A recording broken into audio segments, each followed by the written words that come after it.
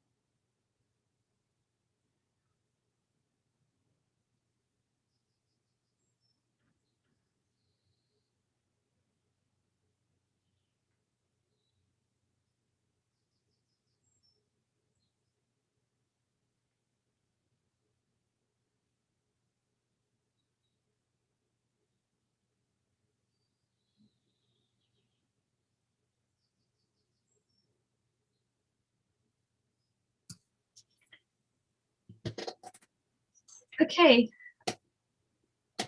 I think that we will start because it's 4 o'clock and people are still arriving. So, but nonetheless, we don't have a huge amount of time today, and we have a fantastic panel. So I'll do the introductions, and that way, as people come in, by the time they're all here, we can begin. So hi everybody, my name's Mary Bosworth and I'm Professor of Criminology at the University of Oxford, where I'm also Director of the Centre for Criminology and of Border Criminologies, which is hosting today's panel. And it's my pleasure today to chair this expert panel of women who will be talking to us about cancelling citizenship and the Shamima Begum Decision, What Remains for Human Rights. Because we have only set aside an hour or an hour and 15 minutes for this session, what I'm going to do is I'm going to introduce the speakers fairly quickly, and then they will, then I'll hand over directly to them, and they will speak for about 10 minutes each. We are expecting Fionnuala Ní Olán to arrive, but she's not here yet, so we're just going to start without her and assume that she's gonna be able to make it, and hopefully she will join us. So in her absence, I'm going to introduce her, and then I'm going to hand over to Devyani. So Fionnuala Ní Olán is concurrently Regents Professor and Rabina Professor of Law, Public Policy and Society at the University of Minnesota Law School, and Professor of Law at Queen's University Belfast in Northern Ireland. Fionnuala is also the United Nations Special Rapporteur on the protection and promotion of human rights while countering terrorism. She's published extensively in the fields of emergency powers, conflict regulation, transitional justice, counterterrorism, and sex-based violence in times of war. Jane Huckabee, who is also here, is Clinical Professor of Law and the inaugural Director of the International Human Rights Clinic at Duke University School of Law. Jane focuses on fact-finding, research and advocacy in the areas of gender and national security, human trafficking and human rights in US foreign policy. She frequently serves as a human rights law expert to international and regional governmental organizations and NGOs, particularly on gender, human rights, and national security, and including the nexus between trafficking and terrorism. Jane is editor with Margaret Satterthwaite of Gender, National Security and Counterterrorism, Human Rights Perspective, that came out in 2013, and of the forthcoming research handbook on gender issues and human rights. She's also a regular contributor to a range of media outlets on human rights and national security issues. So welcome, Fionnuala. Sorry we kicked off before you quite entered the cyberspace, but I'm anxious about the time. Our third speaker is Devyani Prabhat, who's Professor of Law at the University of Bristol Law School and Associate Director at Border Criminologies. Devyani has legal practice experience in constitutional law. She researches and teaches migration, citizenship, and nationality law at Bristol, and she's authored several books, one of which, Unleashing the Force of Law, which is on national security, human rights, and the role of lawyers, won the Burke's Prize for Outstanding Legal Scholarship from the Society of Legal Scholars.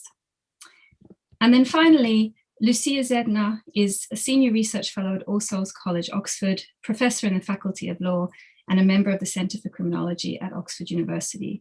She's also a conjoint professor in the Law Faculty at the University of New South Wales in Australia, and her research interests lie primarily in the fields of criminal law and criminal justice, security, counterterrorism, immigration control, and citizenship. Lucia's current research examines the state-citizen relationship to ask what grounds state authority to exercise police power over citizens and non-citizens, what protections are due to individuals against coercive state power, and in what ways is citizenship conditional on compliance.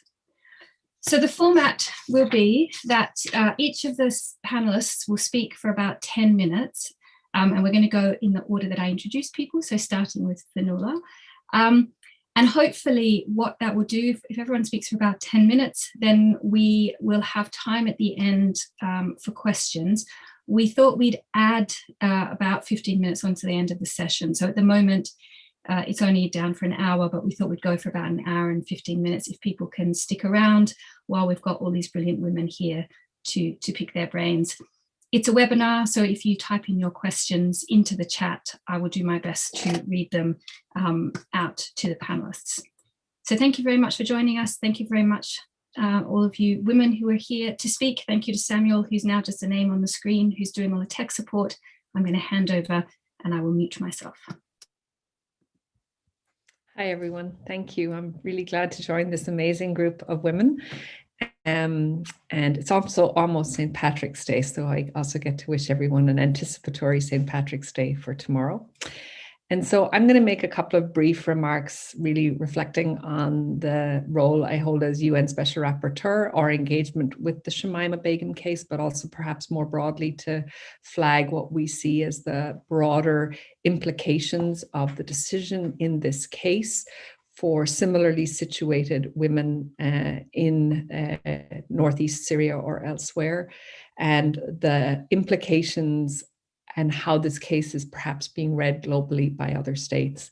So I guess I would start by noting that the mandate of the Special Rapporteur that I hold, we were an amicus curiae to the Shamima Begum proceedings, both at the Court of Appeal and at the Supreme Court.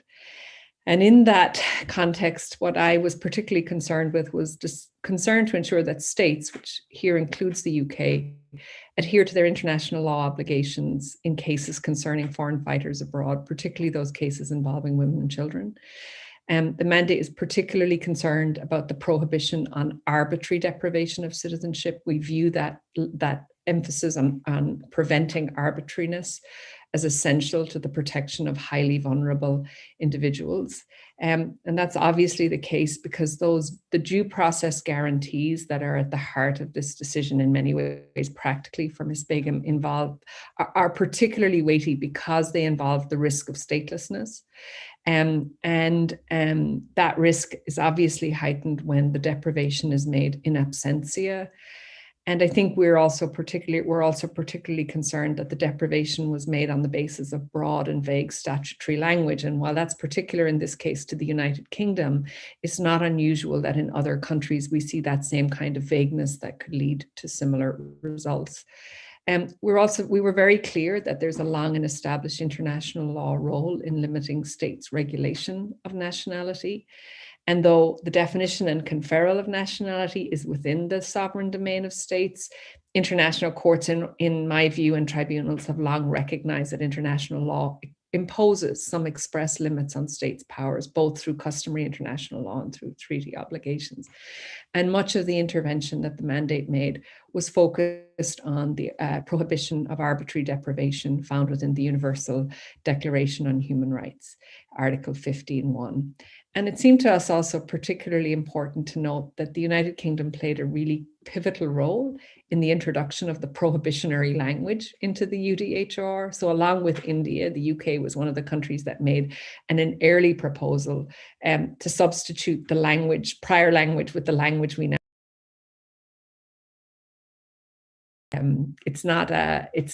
The UK's positioning here isn't without some historical context. So I guess that's some of the background. Let me say that the mandate was extremely disappointed, to say the obvious, with the decision of the Supreme Court. And let me talk about why I think the decision is regrettable for the signal it sends. The first is, I think, in our view, the sort of substantial failure to address the international law dimensions of the case and the implications of the application of customary international law and international law, that did not constitute a significant underpinning of the attention of the court. And we thought that was deeply regrettable. And again, a signal to other states about what they can and can't do in this context. The second concern we have, which is this broader concern that I'm sure Lucy and others are going to talk about, is this balancing between process and security. And we see that that language is extraordinary. I think we've made some extraordinary advances in recent years where we've tried to push down these barriers of rights and security being played off each other as two separate things. But really, both as mandate holder, but also more broadly, we've seen a push towards recognizing the integration of these two things. We've certainly seen that in the global counterterrorism strategy. For example, we have a fourth pillar on human rights, the idea being that CT isn't separate from human rights, but human rights is part and parcel of thinking about security. So there's kind of a broader concern here that this judgment kind of re-artificializes this divide between security and rights in a way that's profoundly unhelpful, both within the United Kingdom, but also signals more broadly that that kind of division is the way to go for states. And I think that's really a big kind of a conceptual and a practical backwards step that I think is really regrettable.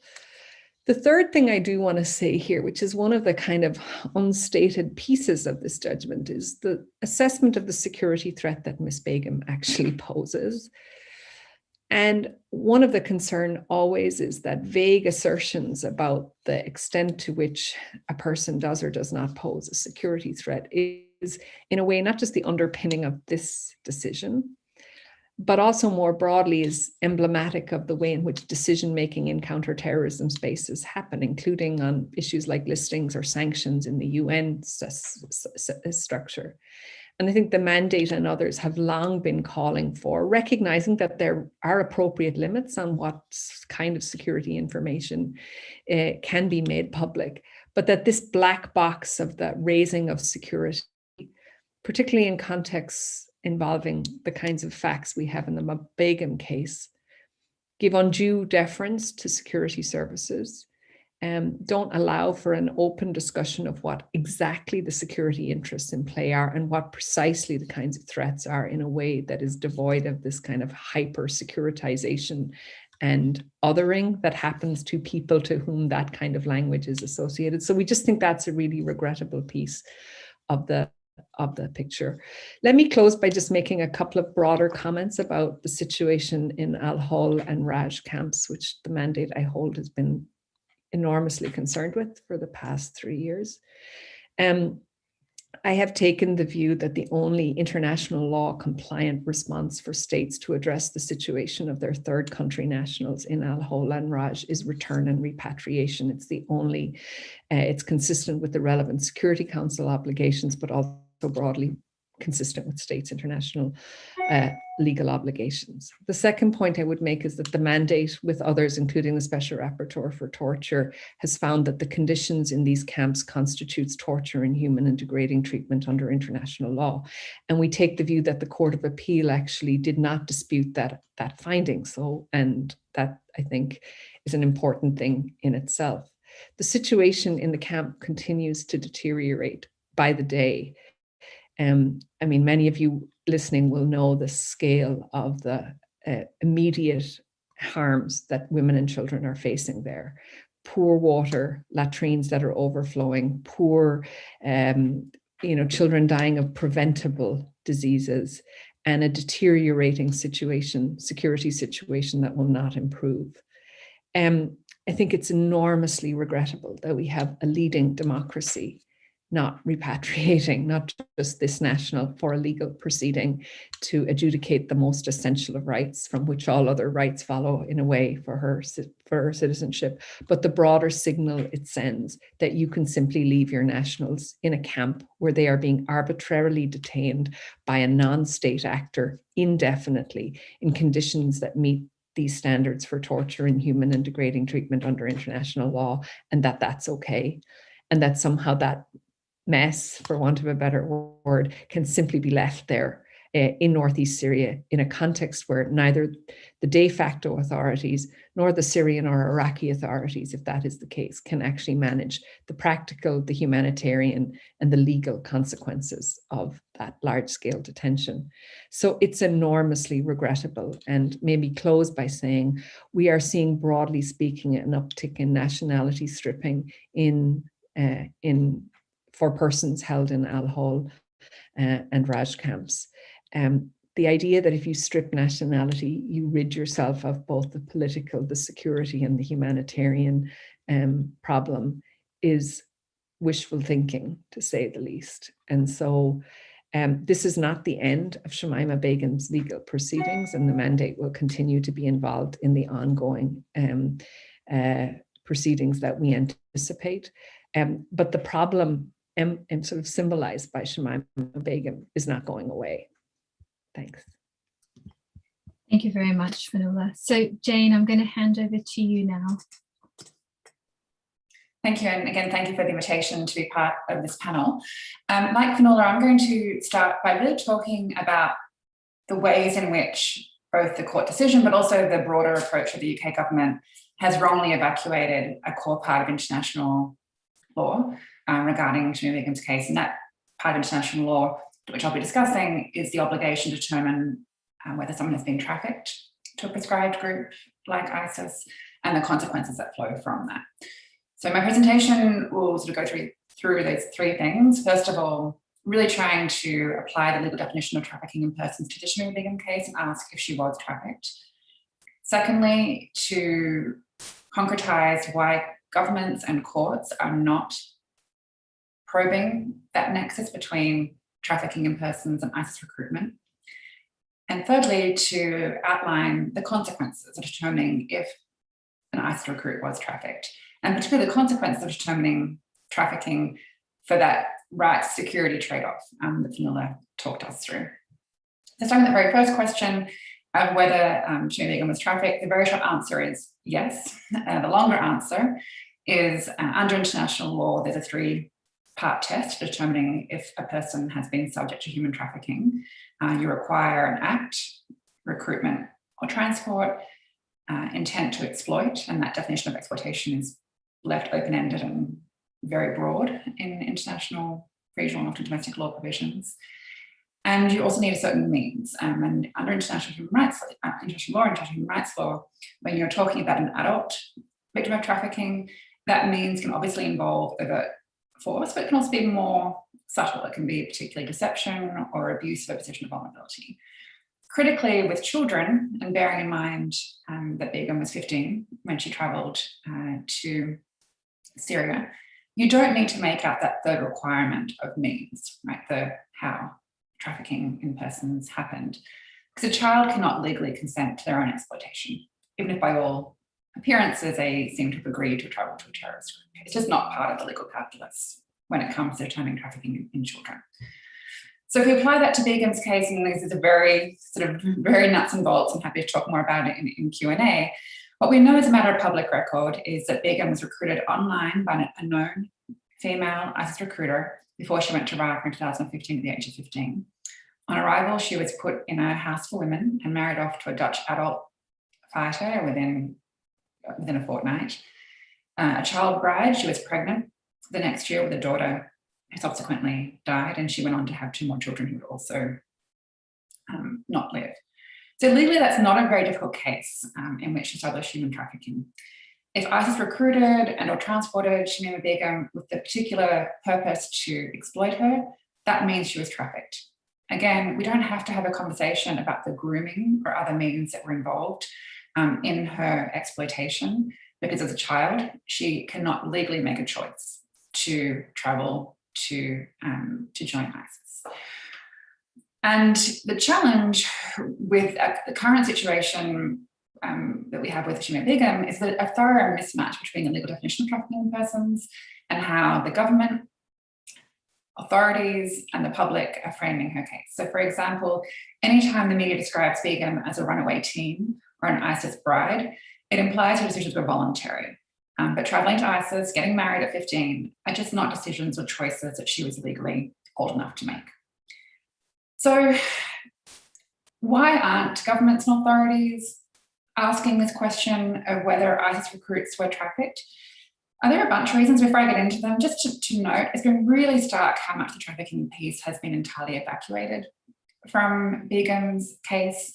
So for example, to the extent the Special Immigration Appeals Commission, the 2020 decision that upheld revoking her citizenship, described a child recruit of ISIS as a woman who was in her situation as a result of her own choices and of the actions of others. And that's legally an incorrect framing under anti-trafficking law.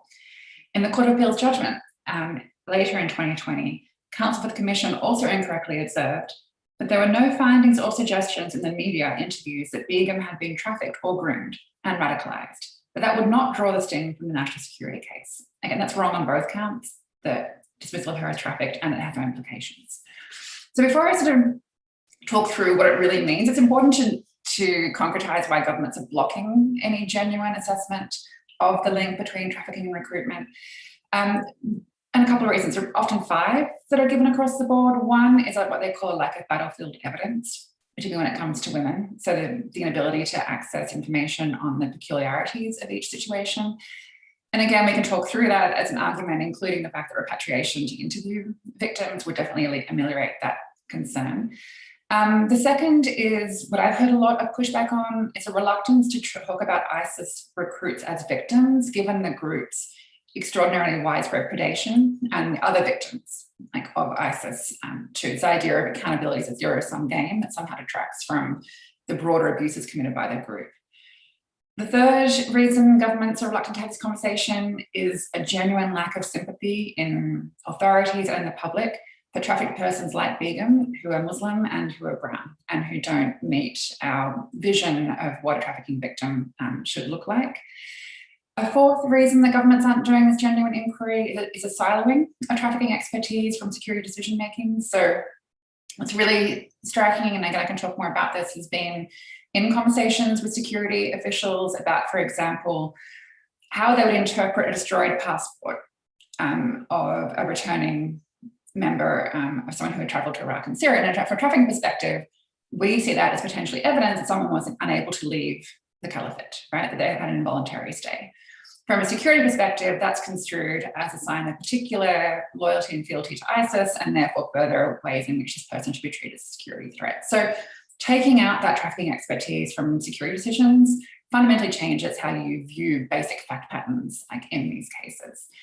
But really the ultimate reason why governments are not engaging with the trafficking terror nexus when it comes to recruitment is that recognizing someone as trafficked fundamentally changes the calculus on the legal requirements when it comes to returning individuals. And let me go on to this last point briefly, and then again, happy to have any discussion in Q&A. What are the consequences of recognising that someone's trafficked? Well, the first is it ushers in a whole host of rights guarantees that are very much tied to the status of being trafficked. This includes the right to remedy, which includes return. So here we have a case where the British government has failed to prevent, to investigate, or to prosecute Begum's trafficking, and it's therefore responsible for remediating the situation.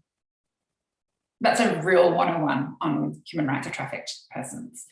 But what's particularly key, and this comes back to Fionnuala's point about the inappropriate balancing of rights and security in this particular case, is that international law on trafficking in persons has a whole bunch of rules that are designed to keep your status as the victim of trafficking in persons intact when you engage in forced criminality, right? So just to go through that. Very often people who are trafficked engage in illegal activities, like illegal under the law of the country where they're in. Sex work, undocumented presence, and so forth. So we have particularized rules that are developed under international law to ensure that your rights as a victim persist in those moments of forced criminality. And the shorthand version for those rules is the principle of non-punishment, which requires that adult victims who commit acts that are directly related to trafficking, and for children related to the trafficking in persons, are not sanctioned, right, for those. And so when governments respond to ISIS recruits by deprivation of citizenship, that's sanction, that falls afoul of the non-punishment principle. If they respond through trials in absentia, aggressive criminalisation responses, that falls afoul of the non-punishment principle. And when they don't repatriate, they also fall afoul of the non-punishment principle. And so overall, this actually results in a double punishment of trafficked persons, both because they're sanctioned as trafficking victims, but also because, as Fionnuala outlined, these measures in and of themselves, non-repatriation, assisted deprivation, are independently antithetical to human rights. And I'll just finish by saying this, to take a real sort of zoning out on the case in which we're speaking about, this really goes to a fundamental outcome of governments failing to inappropriately adopt a gender and human rights-based approach to counter-terrorism. And in particular, the Begum case exemplifies a pattern of what we would describe as squeezing. On the one hand, having women and girls targeted by prescribed groups, including for recruitment. But on the other hand, having a government who fails to remedy that situation and instead makes things worse. And so by taking this double approach of really looking back and situating Begum's case in that broader context, but also really applying pretty straightforward international law, at least on the question of if someone's trafficked, we would come to a very different result in the public, in the authorities, and the decision-making with regard to her case. Thank you very much, Jane. Devyani. So it's been fascinating hearing two wonderful takes on what's happened in the Begum case. And it's really interesting because we've seen the delinking of rights, I think, in the first instance from nationality, both human rights and general citizenship rights. And then when we're looking at it from the trafficking perspective, we are seeing the delinking of rights from who's trafficked and that perspective. And it's sort of like what this case fails to address on both of these counts. And my 10 minutes is going to be about what the case actually says it addresses. And I'm looking at it more from a public law, UK public law perspective and counterterrorism. So it's a bit of a different view that you will get in the next 10 minutes. And I've decided to focus on just 2 points for the sake of clarity, because I started thinking about what would we cite this case for? What would we say this case is about? And 2 points came to mind. One is its extensive use of the concept of deference, and how that seems to come up in almost every turn, because there are 3 proceedings here before the court, and at each point, they are using this concept of deference through various ways, whether it's in talking about a standard of review, whether they are discussing actually unreasonableness, but they bring in the idea of deferring to the Home Secretary. And so we get that as a very strong thread. So that point, and is that precedent, and how damaging is that for human rights in the context of counterterrorism, but also more widely? And the second point that I will talk about is the references to fair trial being subject to public safety and issues on fair trial. And again, the question I'm going to ask is that binding? Is that precedent? Is that something that is going to be dangerous for subsequent cases? So let's deal with the first one about deference first. So deference, as we know, is actually a judicially created doctrine in which judges, in order to safeguard technical competence of their own area and not to step into other areas, they sort of say, we will not tread so much into these areas. So an example is national security, where there might be evidence that's not available to the court, or a range of expertise is not available sometimes on finance matters or areas of policy, which they specify and they carve out and say, this is for the democratically accountable government to deal with, and we are not best placed to deal with. However, it's generally on a specified area, and it's supposed to be kind of limited in what is being deferred to and to whom it is. It's rare to find a judgment in which at every instance the court says that actually we do not step into the shoes of the Home Secretary for the entire decision on cancellation, as well as the not giving the leave to enter, and then also then restricting themselves, as well as the examination of what the first instance, the SIAC has done by the Court of Appeal and by the other court, and saying that we cannot go into these aspects again because we do not have maybe access to all the facts, but because the expertise is with the Secretary of State. And so we find that it's really judicial self-restraint throughout, using this concept of deference. Now, why is this problematic? After all, it is arising from a range of cases which have made it possible for us to have closed material proceedings in national security matters. At one point, I still remember we were debating about whether closed materials proceedings are allowed at all. And now we are like, oh, of course it's allowed, but what sort of safeguards should we have? And it's allowed now across not just national security, but in all kinds of other matters as well. So it's become more normalized. But what happens is when we have this closed materials proceedings, then already the person who's come before this SIAC is at a disadvantage, because they're not placed equally as the Home Secretary. They do not already have access to all this information. So we are not talking about access to fair trial for both sides who are at an equal footing. The other interesting thing is when there is deference, it's normally not so much on Article 6 and right to fair trial. And the reason is that fair trial is something that generally the courts consider they know a lot about, because it's about trial procedure, right? So they are experts on that.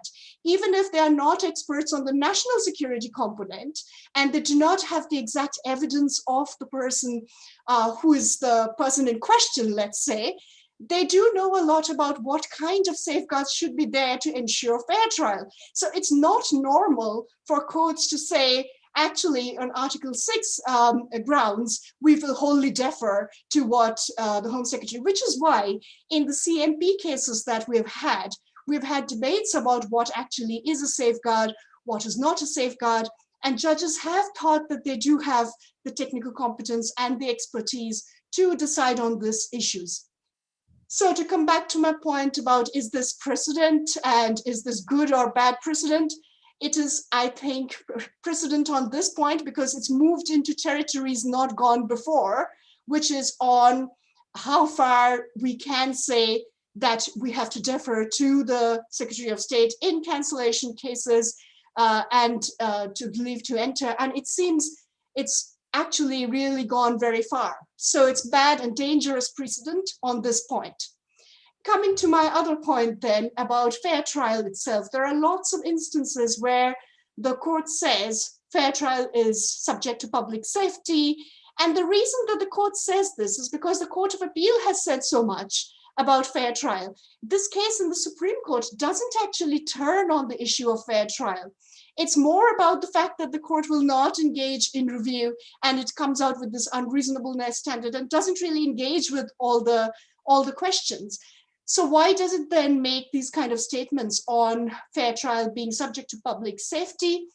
It's pretty much because it was such a critical issue in the Court of Appeal. So it had to be engaged with at some level. But if you look carefully, there is nothing that turns on this construction of what a fair trial is and how important it is. If we take away all those statements, which is a classic way of determining what's the ratio, there's nothing that's changing in this case, because already it's on the standards of review. So what would also be a really striking feature of this case is we do not have the facts here on how fair trial is affected or how it will be safeguarded. The court doesn't say that fair trial is not important at all. What it says is we are not being able to ensure anything at this point. It's unsatisfactory, but we will have to stay this until she can effectively take part. And if you look at the cover sheet of the decision, in the cover sheet, there is a point that there is a confidential statement from the government on how they will guarantee some sort of access to Ms. Begum. Right now, we are not privy to that information. So in effect, we cannot actually judge for ourselves if her fair trial rights are being protected or not. Now, in terms of what is good precedent then, precedent means that there has to be something generalizable arising from the facts which can then apply to future cases. If we are not aware of how there is any safeguard in this case, how can we cite this as a case about fair trial and rights? It becomes really exceptional and based on only the confidential submissions. So I would argue that it's not a precedent in terms of its statements on fair trial. It is a precedent, a dangerous precedent on the deference point. One last point, because I know my time is up, and this point is, it's really interesting in national security cases. Normally, the confidential information is about the behavior of the person in question or the group they're with. So it's intelligence about them. In this case, the confidential information includes how the government is going to safeguard rights. It's almost as if the rights themselves are so dangerous at stake over here that we cannot be shared, the information cannot be shared with us on how these will be safeguarded in the context of this case. And I think that takes it a way forward than any other case that I've seen so far on national security and human rights exceptionalism. So yes, it's a very grim legacy to leave for human rights in this area. So hand over to the next speaker now. Thanks, Aviani. Okay, Lucia, it's your turn now. Thank you, Mary, and thank you to all of those who've gone before, and particularly to Devyani, because she's raised some of the issues that I want to address, but I want to address them in a slightly different way. I'm really just going to look at 3 points which seem to me salient from the Supreme Court judgment. One is the question of what constitutes a fair and effective hearing and what constitutes effective participation in that hearing.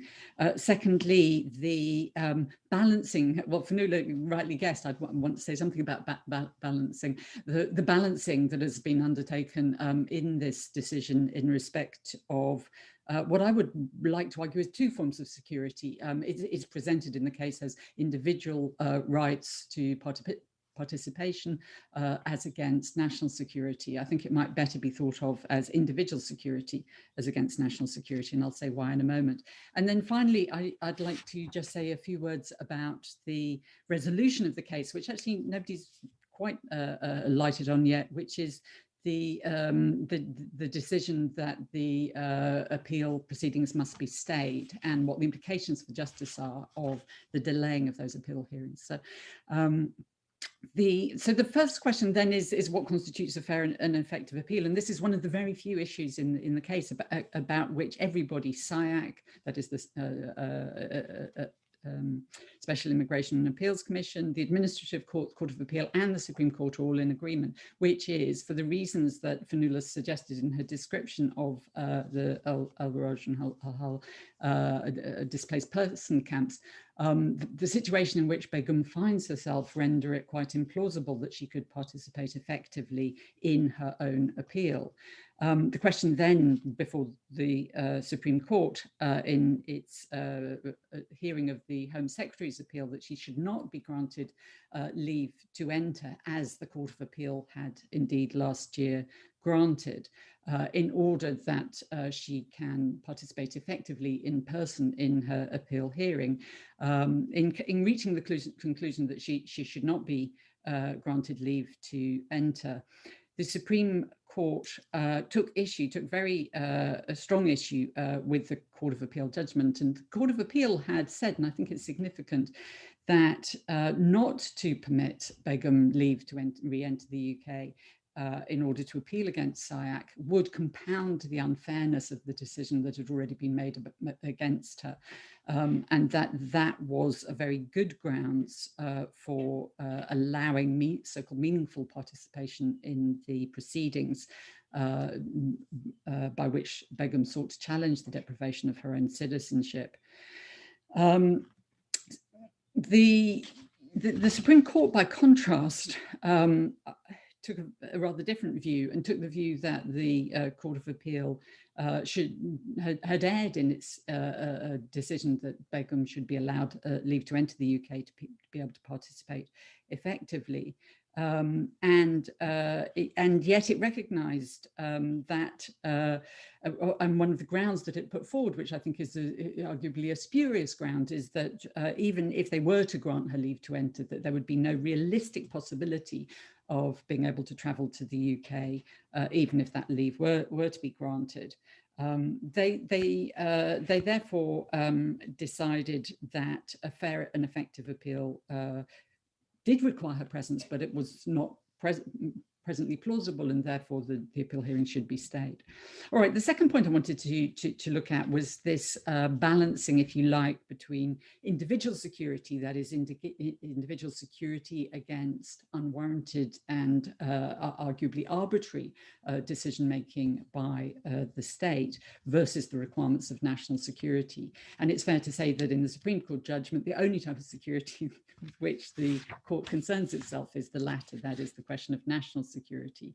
And so the Supreme Court holds in very robust tones, I think, surprisingly robust tones, that the Court of Appeal was simply wrong. It had erred in its approach when it preferred its own assessment of the requirements of national security over those that had been arrived at by the Home Secretary, and that the Court of Appeal was mistaken, secondly, in its belief that where an individual's right to have a fair hearing, his individual security right, if you like, came into conflict with the requirements of national security, then the right to a fair hearing must prevail. And the Supreme Court simply said, well, that's wrong, and that where a vital public interest, here national security, makes it impossible for the case to be heard fairly, then the proper response is for the appeal hearing to be stayed until it is possible for the appellant to play an effective part in the proceedings,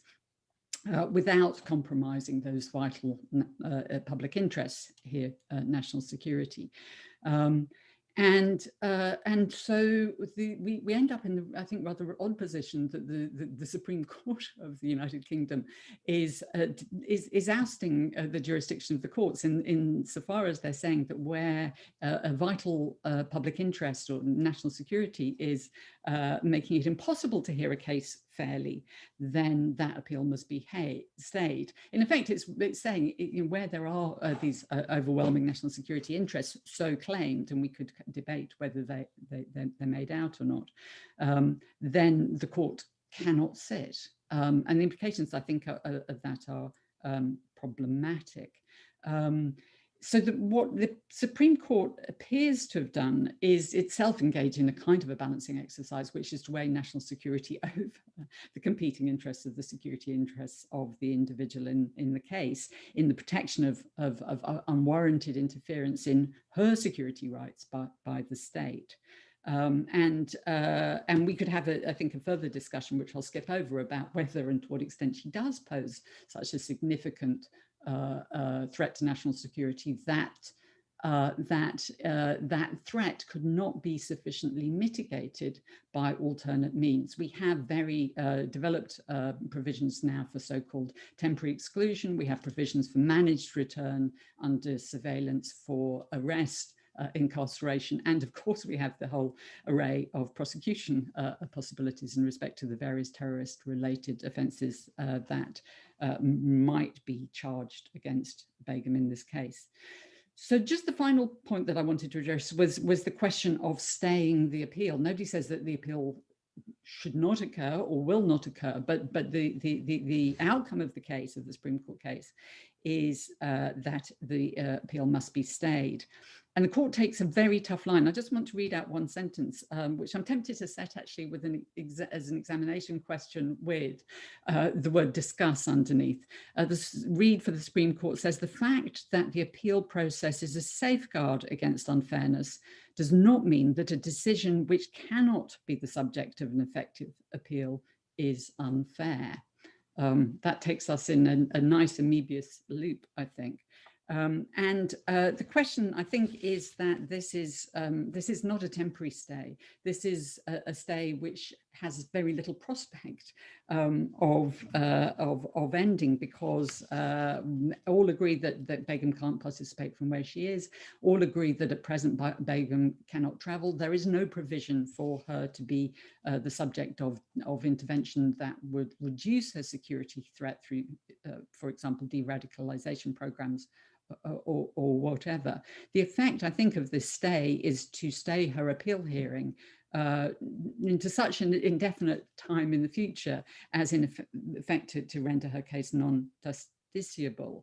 And though the Supreme Court claims in its judgment that it has not foreclosed Begum's appeal to SIAC on its proceedings, because it leaves open the possibility that she may be able to participate effectively in those proceedings at some point in the future.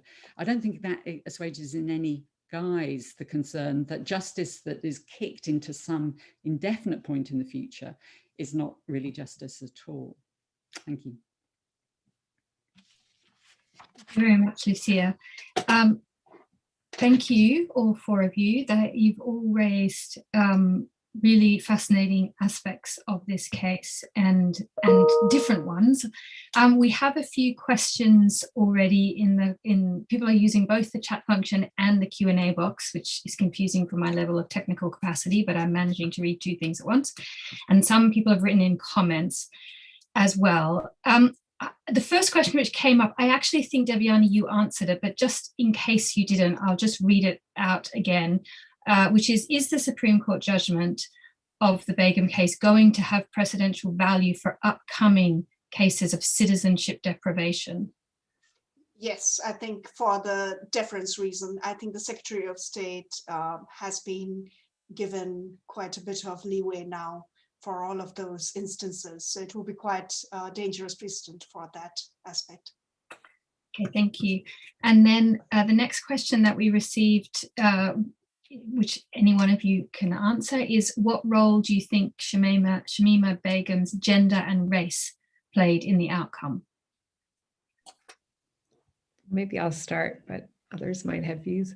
So the mandate just issued a report to the Human Rights Councils precisely on the impact, which I should acknowledge Jane and her team at Duke were really instrumental in helping us write on this issue of the gendered impacts of counterterrorism and how gender and gendering plays an extraordinary role in the way in which counterterrorism law, policy and practice plays out.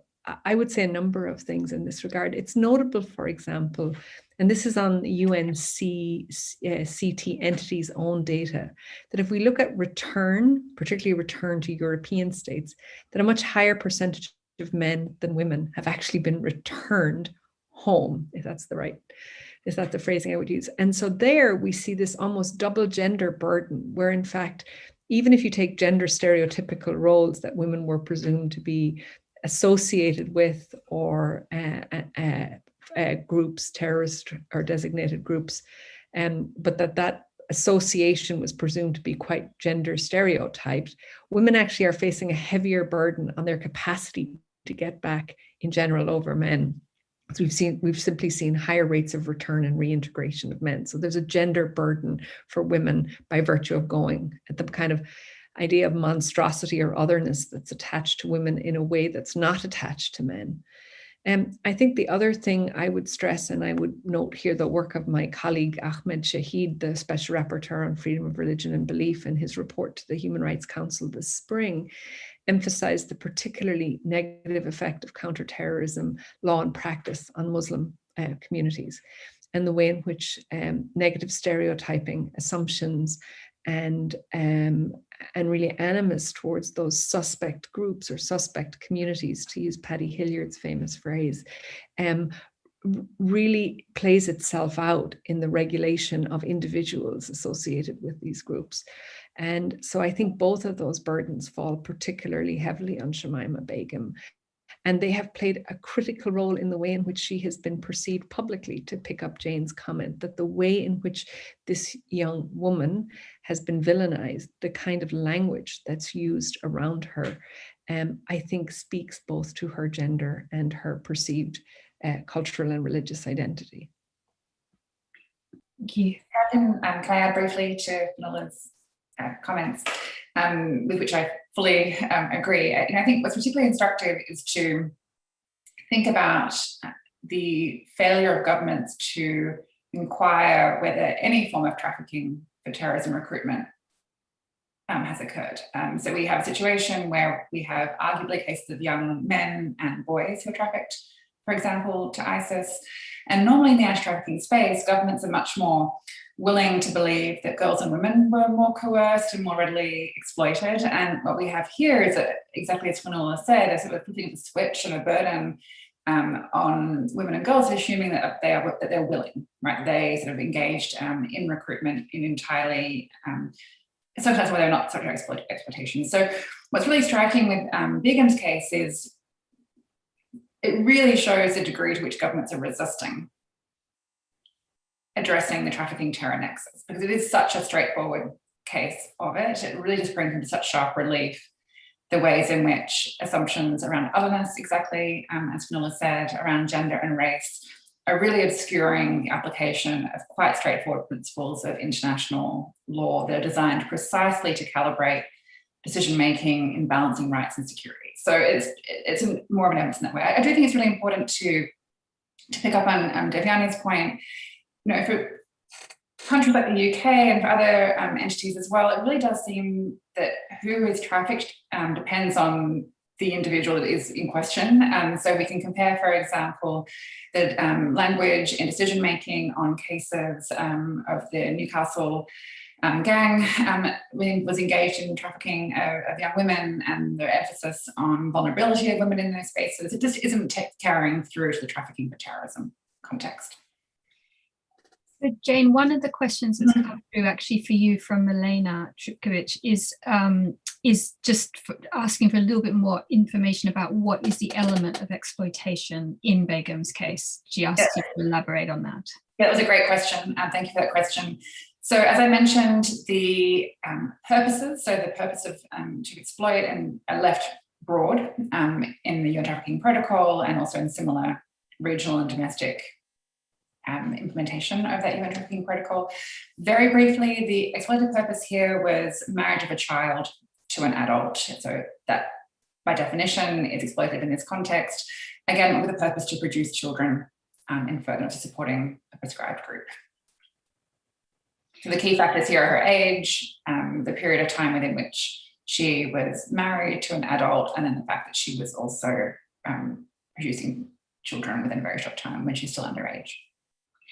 Can I just, I know there are questions in the boxes, but is it the association of women with children that is being one of the barriers to them coming, to being repatriated? Is it that sort of fear that there's this next generation who are being produced and that they'll be the security risk of the future? Do you think that explains why men are more likely to be repatriated than women?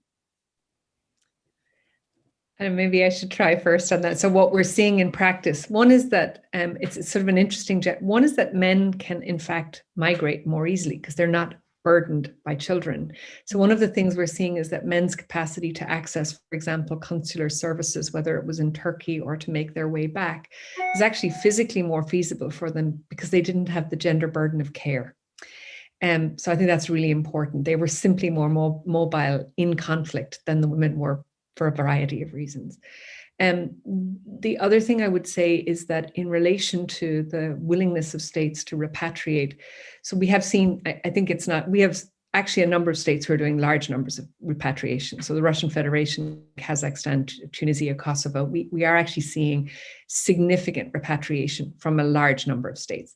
Who we are not seeing repatriation from is European states, Canada and Australia and New Zealand. So our democracies are not returning, by and large. Those who say they lead with a human rights and gender perspective in their foreign policy are not doing this. In some cases, for example, France is a good example. They've indicated a willingness to repatriate children, but to leave the mothers. And this creates an extraordinary burden in two ways. One is that it forces, you lose the best interest of the child test under the Convention of the Rights of the Child by virtue of forced separation. When you recall that so many of these children have been profoundly traumatized, and then you add another layer of trauma when you take them away from their mothers. So that's really difficult. And then it puts mothers in these impossible situations of having to sign away consent to have their children return by virtue of the conditions in the camp. We're certainly seeing some mothers doing that, but it's absolutely Hobson's choice. This is not a free consent for a mother to return a child in the circumstances that we see in the camps. So this question of family unification is an enormously big piece of what we're seeing in the practice or non-practice of repatriation, particularly from European and Western states. Thank you. Okay, I'm going to go back to the questions. Now there's one from Harry Smith, Junior Research Associate at Public International Law. And Lucia said that she would like to answer this. Harry's written, I was wondering what options Begum has for seeking remedies within international human rights bodies, such as the ECHR, the Human Rights Committee, or Human Rights Council, if any. European. Lucia. Yeah, I think it's Henry Smith. Reading the Oh, I've lost my glasses. I'm having trouble reading the comments. Anyway, so I certainly don't want to exclusively answer this question, but I do. It does raise a memory, a recollection when I was looking very closely at the Immigration Act 2014 during its passage through Parliament, and that act included at section 66 a provision, a scandalous provision to deprive individuals of citizenship where they were naturalized citizens, even where the Home Secretary realised that there was a strong likelihood that they would, as a result, be rendered stateless, because all that was required was that the Home Secretary take the view or have a reasonable belief that they could, in future, acquire the citizenship of another country. But the reason I raised that debate was that there was a claim made by the British government at that point that at the point at which the state deprived an individual of citizenship, they fell outside the jurisdiction of the European Convention on Human Rights on territorial grounds. And when the bill came before the Joint Committee on Human Rights in the UK Parliament, the clear counter-argument was made that the citizen, even if they were abroad at the time of deprivation, or whether they were abroad or in the UK, the decision to deprive had nonetheless to be compatible with human rights. And my colleague at All Souls College here in Oxford, Guy Goodwin Gill, or who was with us at that time, described the claim that a person whose citizenship was deprived when abroad fell outside of the jurisdiction of the convention was simply wishful legal thinking. And he made the argument, which I think is a really powerful one, which is that when the state exercises its jurisdiction to deprive an individual of citizenship, they are in the very act of depriving that individual of their citizenship, revealing that they retain jurisdiction over that individual, such that that individual's rights must still apply. the very act of deprivation actually, if you like, is an affirmation of the fact that that person still comes under the jurisdiction of the state. And I think that kind of reasoning could well be vied across to the present case, notwithstanding the deprivation of Begum's UK citizenship. The very act of deprivation itself represented an exercise of the UK government's jurisdiction over her, and therefore rights ought to be engaged. But I cede to those more expert in this question as to whether that seems like a good way to approach the question. I would just say we do have a bunch of pending cases. I would say the European Court has 2 French cases pending on this question, actually going to Lucia's question around jurisdiction. The question being, does the government of France have sufficient jurisdiction in the context of their nationals being held in the camps to be held responsible and thus to actually be required to return them?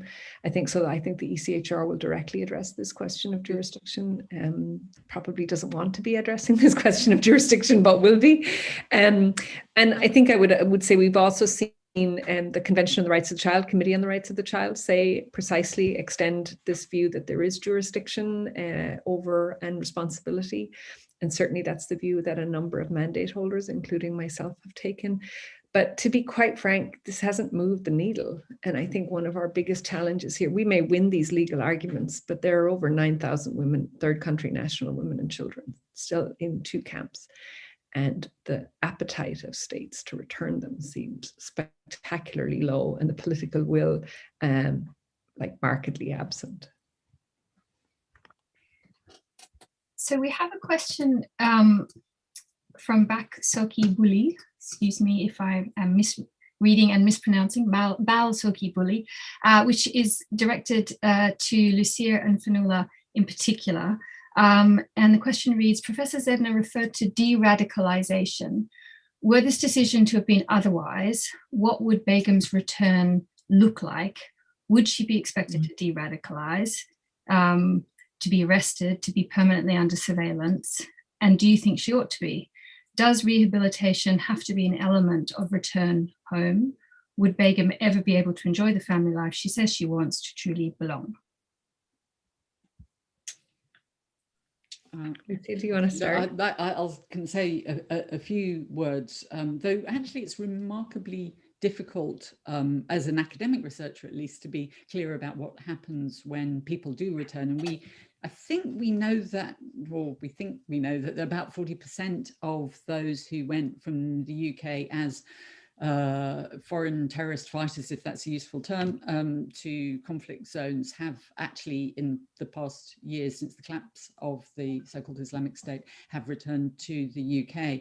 To the extent that they've come back under the proceedings for managed return under the Counterterrorism Border Security Act 2019, then their return will have been subject to surveillance and intervention. I mean, the very interesting aspect of that is that we know very little. And one question, of course, is why the Begum case has become such a cause célèbre and her citizenship being denied, when in so many other cases, as though, as Fionnuala suggests, that those returns are certainly not welcomed. They are permitted.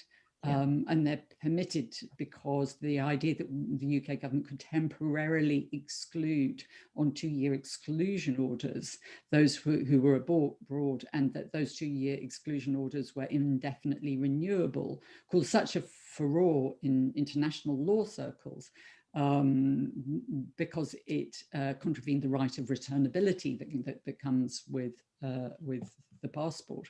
That the UK government was put under, I think, very significant pressure to have a system of managed return. But the question actually really goes to what happens to these people in the longer term. And I think the answer is we simply don't know, because this is a very new problem, if that's the right way of describing it. The fact that Begum was held by all courts to be a sufficient threat to national security on grounds that we can't see suggests that she would be subject to some intervention, I think. Fionnuala. Sure, I can see the Irish evening sun is hitting me, so all that bright light around me is the west of Ireland end of day. So I would just say, so we start, at least to me, the premise starts here is the premise of individual assessment, right? So we start from the idea that if we are going to assess, we assess each individual individually to assess whether or not they what they need and what's required, whether that's prosecution as appropriate, whether that is specific kinds of reintegration, or whether or not that person actually doesn't manifest that need. And we have, I think, a sense in multiple countries that people fall all across that spectrum. And I can certainly say from the hands-on experience of being special rapporteur for the last couple of years and interviewing lots of returnees, we see people in all three boxes, actually, boxes of both being imprisoned for specific offences, being subject to rehabilitation measures on return, and those who've been deemed not to need them to have returned to the community. Around surveillance, what does concern me is, though, in fact, that what we're seeing is not a retail response by states, but a wholesale solution, which is that everyone goes on a database, including 2- and 3-year-olds who return from conflict zones, who will indefinitely remain on national security databases, and for whom many of them will never have off-ramps. And I think that is deeply concerning from the kind of over-securitization perspective and what it means for those individuals to actually reintegrate when they will ultimately, simply by virtue of having been somewhere at one point of their life or born to somebody, will end up essentially being securitized indefinitely. I think the other thing on rehabilitation and reintegration, see, I am not sure we don't have a textbook on this. We tend to think of Syria and Iraq as a one-off, absolutely, but I would just remind viewers in the United Kingdom that there was a place called Northern Ireland where there was a Good Friday Agreement and an early release scheme in which large numbers of people convicted of serious terrorist offences were released into the community. And many of them now occupy senior positions in the community and have reintegrated. So there's almost like a conversation in the UK, like we just don't know what to do with this. But it turns out actually that there's quite a lot of experience. It's not, none of it is, it's not cookie cutter, you can go and do it and it's exactly the same.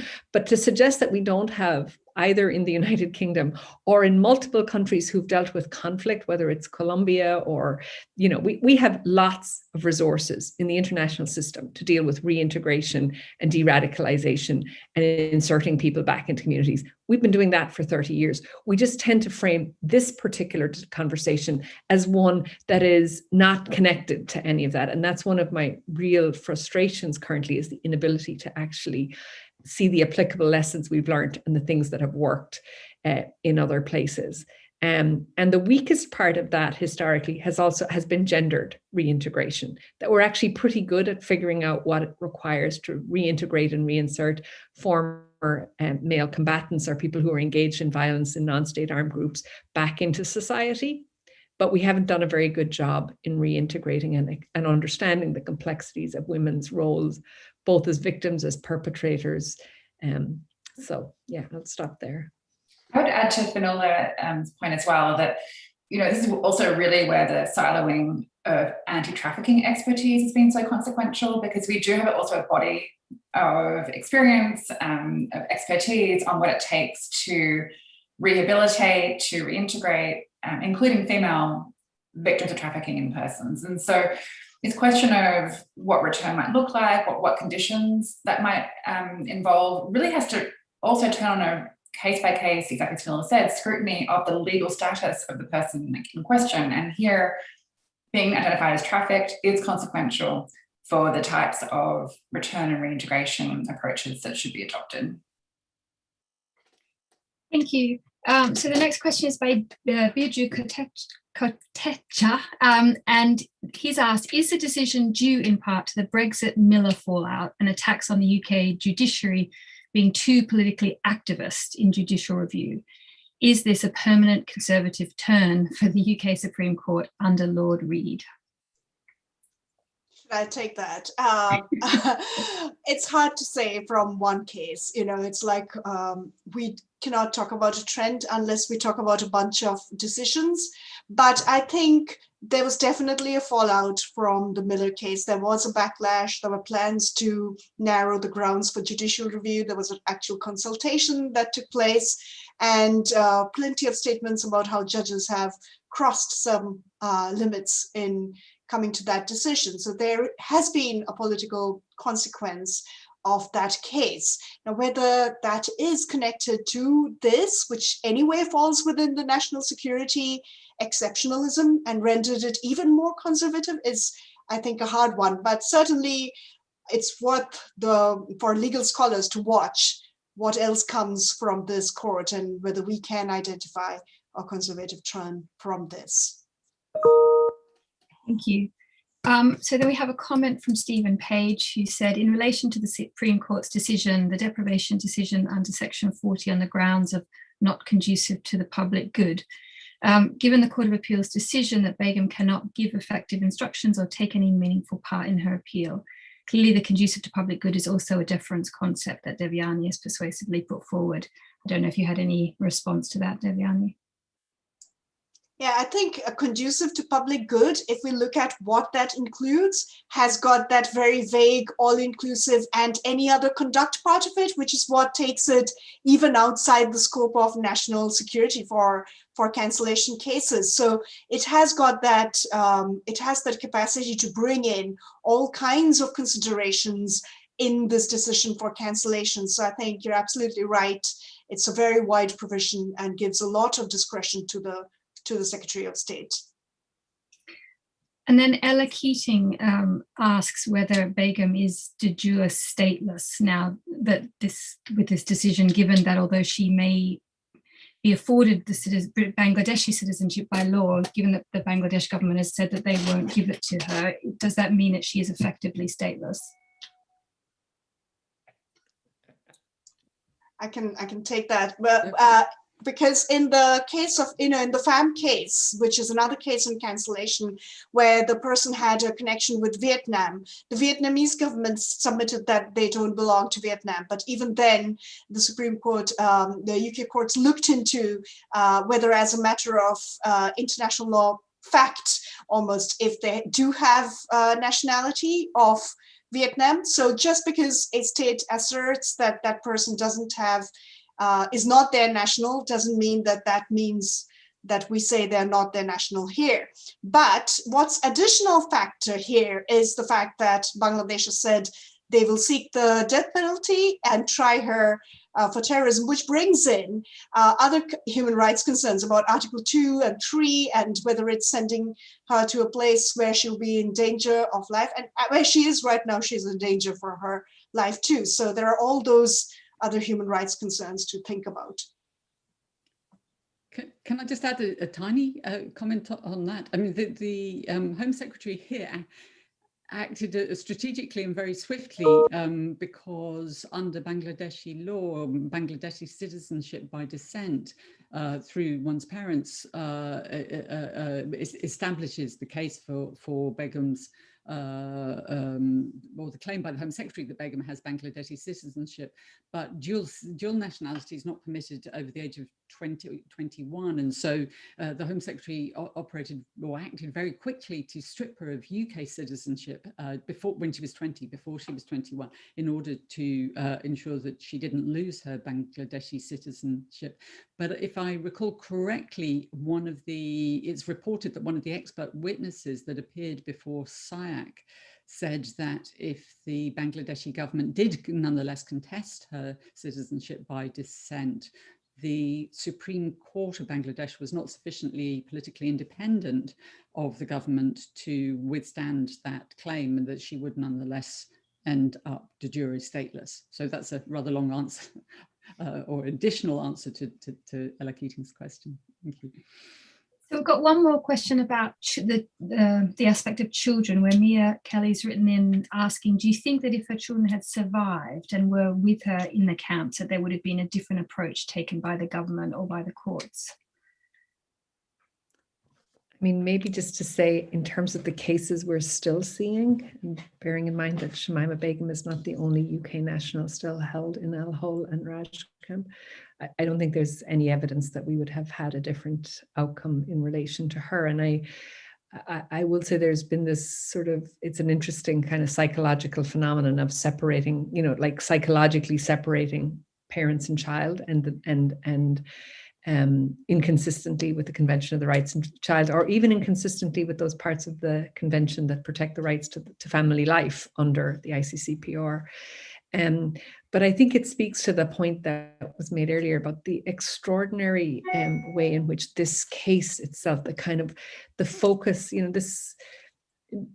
there's a lot happening in the back of this case, right? But the kind of the political function that this case serves, I think is quite extraordinary. And I think it's deeply concerning when that kind of political heat is deliberately attached to vulnerable individuals, using the trafficking frame or the minor frame as a point of fact, as a child who became an adult in these circumstances.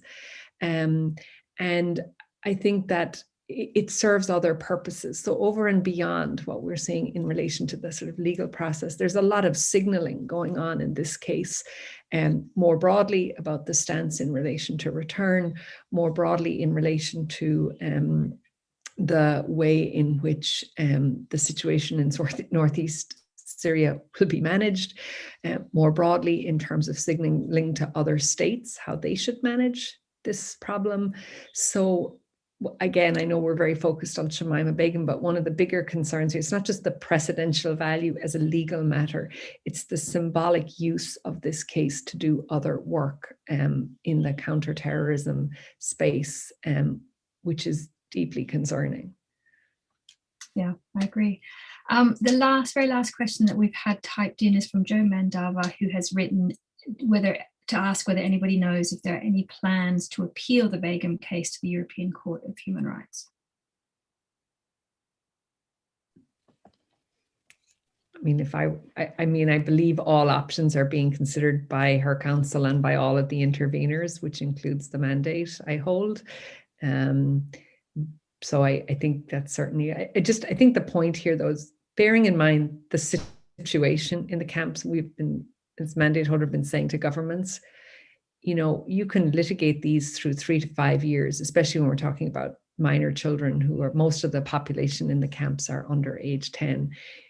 You can let these things play out in national or regional courts, but the long-term effects on these children and these women, by continuing to leave them in what's been described by one British NGO as Europe's Guantanamo, I think will be both, leave us with enormous burdens in terms of the longer term weakening of human rights, but in particular the Convention on the Rights of the Child, and also the longer term security risks. Like, this is also there's a security, as we've talked about security on this case, it's understanding that there are also long-term security risks in the way in which those camps are constructed and are being maintained, and what that means for the broader balance of a security conversation about repatriation and so on. Okay, well, thank you very much, everybody, and thank you to all the people who typed in questions, and everybody who came and have been listening.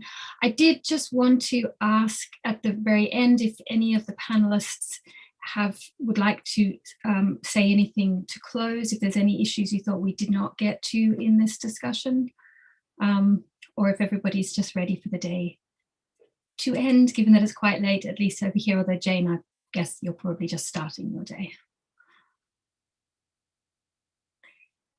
Well, if nobody has anything to say in closing, then it's simply up to me to say thank you once again. You've been a fantastic panel. I wish we were in a room and you could hear everybody clapping, because you had a very big audience and it was extremely interesting. So thank you from me, and thank you for all the people online.